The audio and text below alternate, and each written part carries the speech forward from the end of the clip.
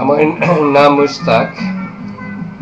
আমি আমার লেখা একটা কবিতা এখন আপনাদের আবৃত্তি করে শোনাচ্ছি। কবিতার নাম ভাত চাই কাপড় চাই। দেশে আজ কি হাহাকার, চারিদিকে বয়ার্ত মানুষের চিৎকার। এক মুঠো ভাত চাই, পরনে কাপড় চাই, বাঁচার জন্য চাকুরি চাই। ভাত কাপড়ের এই চিৎকার কেন? নিশ্চয়ই বাঁচার তাগিদে দাবি,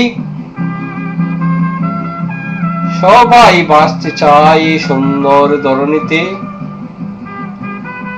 দেশে আজ শতেক দল, শহর বন্দর কলেজ প্রাঙ্গণে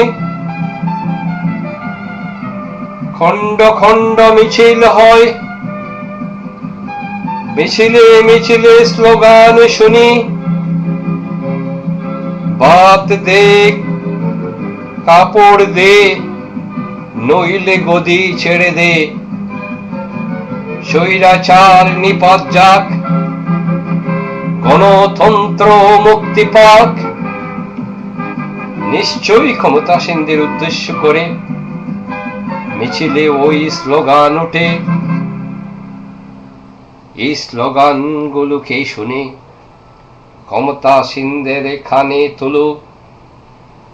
রাজনীতি আজ হরেক রকম, সুবিধাবাদ জিন্দাবাদ, নীতি আদর্শ নিপাত যাক। দুঃখা দিচ্ছেন নেতারা সব, কোন নীতির ভালাই নেই, নেতা হওয়াই খাইয়েস তাদের।